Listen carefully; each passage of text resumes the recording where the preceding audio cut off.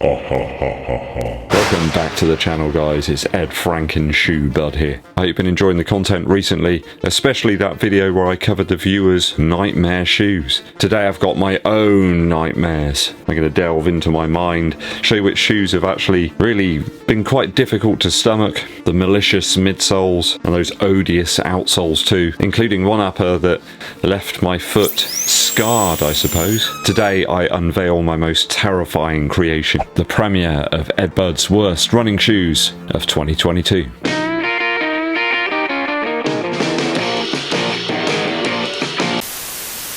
Welcome back to the channel, people, or if it's your first time here, where have you been? Eddbud commands you to hit that subscribe button and click the bell below for notifications when I roll out those new videos for you. If you haven't been to my channel before, you're probably thinking, what on earth's going on here? Well, this is how it is here.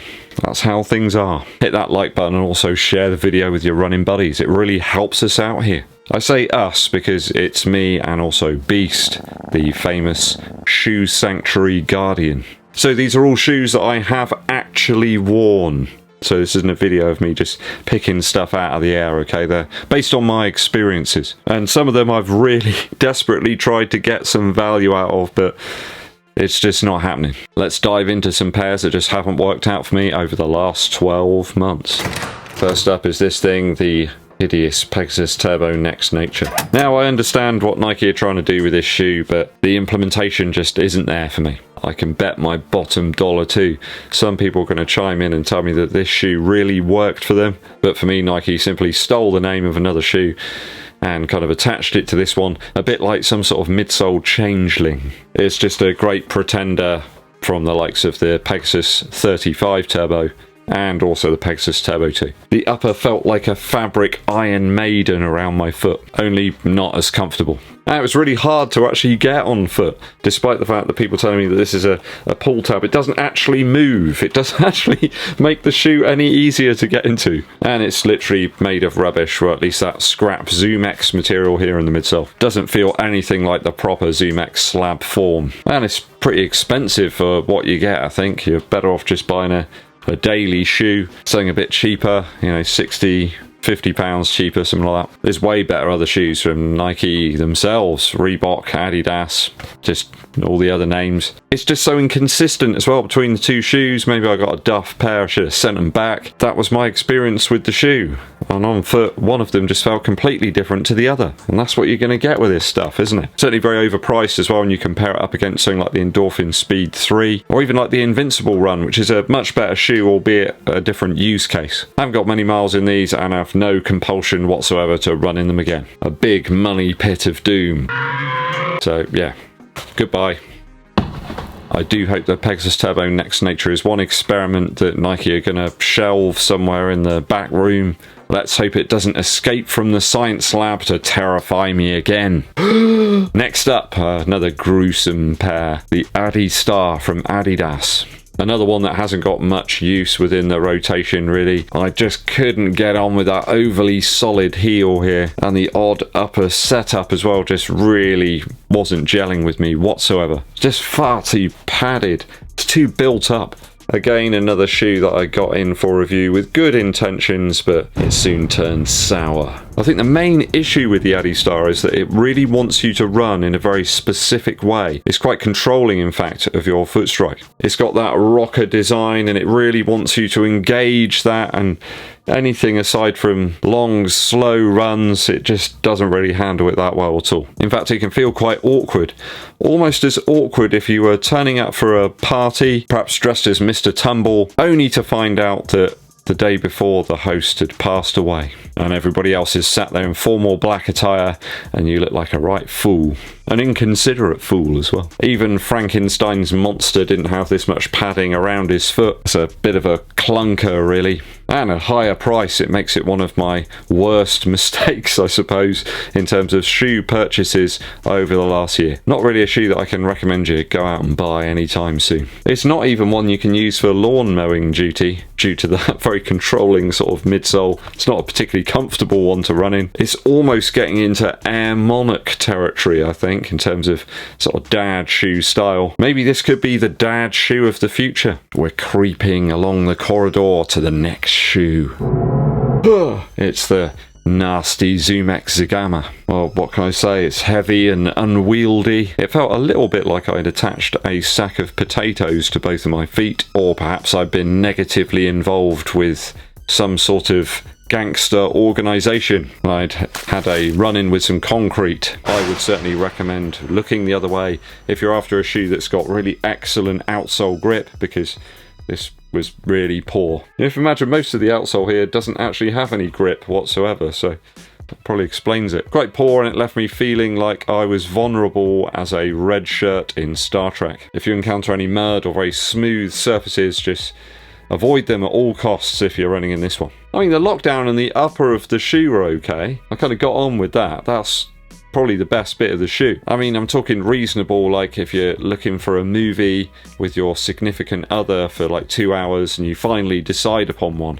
That sort of reasonable. The midsole sadly was a bit like a tomb for the ZoomX material, and the energy return from this one was about as equal to the Morgue's Running Club. It had a devilish price as well. It just makes me feel a little bit uneasy thinking about it right now, as I really don't have that many miles into this one. I feel no compulsion to go out and run in it again. I mean, look at the price. It looks like some premium level shoe, isn't it? But it certainly isn't that to me. I do hear from a few runners that do seem to get on with the ZoomX Zegama. And I mean, on paper, the design should be fantastic. It's got lots of elements there that people do enjoy. I even quite like the aesthetic of the shoe. I think it looks kind of cool. But I really don't want to go out in this one again in any wet weather. It just seemed to be terrible in terms of traction.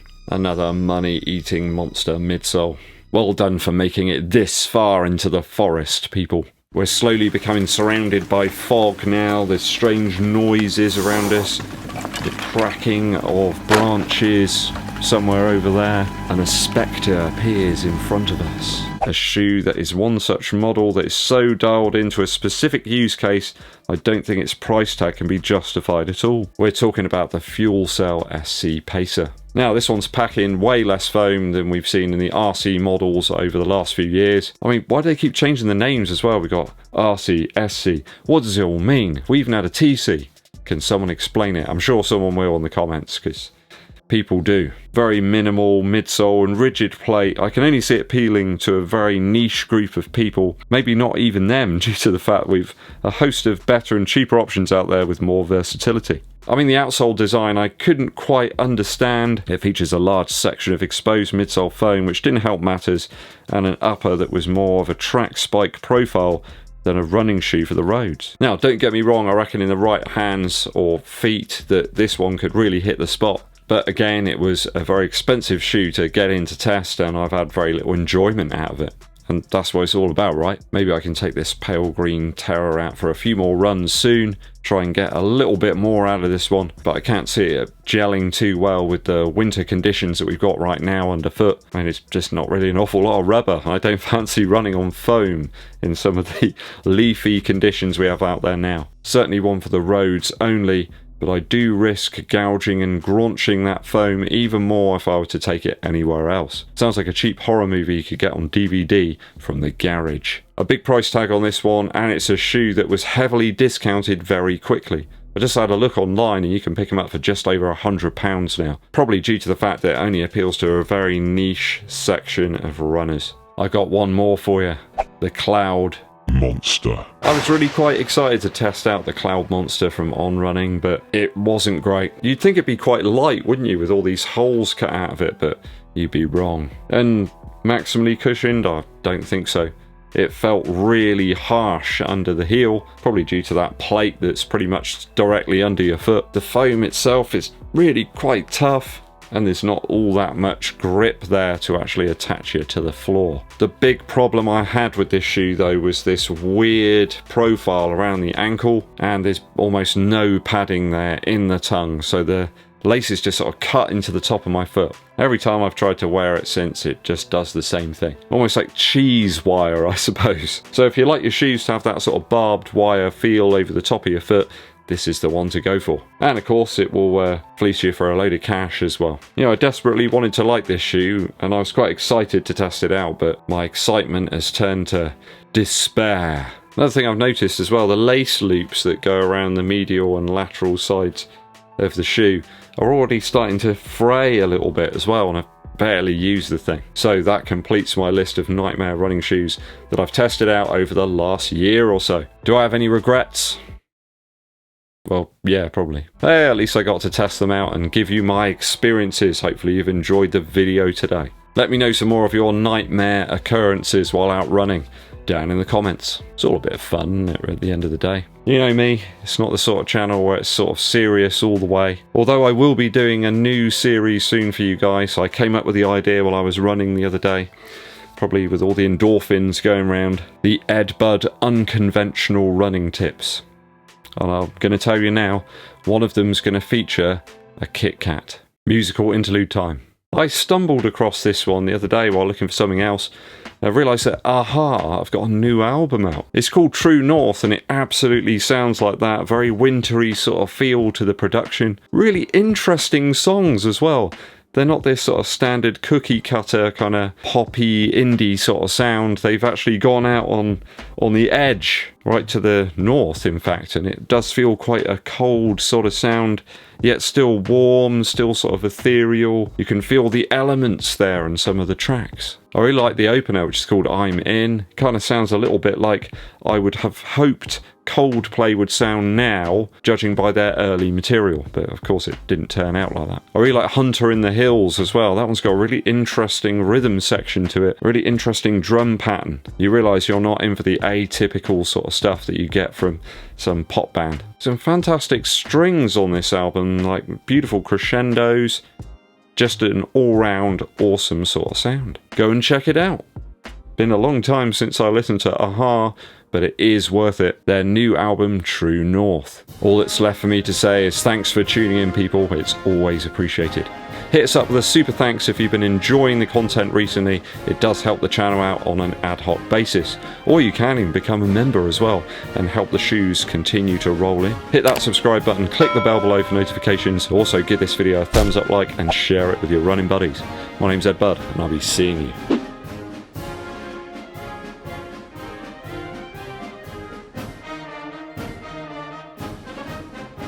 Ha ha ha ha ha.